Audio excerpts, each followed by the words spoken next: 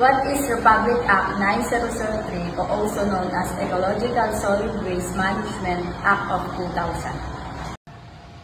This act establishes policy framework, mandates for local government units to achieve a 25% waste reduction target. In Republic Act 9003, we have 3 R's: the reduce, reuse, and recycle.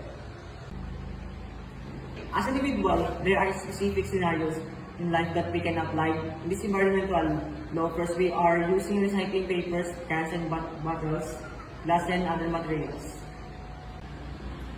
Another proper waste management which includes solid, liquid, gaseous and hazardous waste disposal.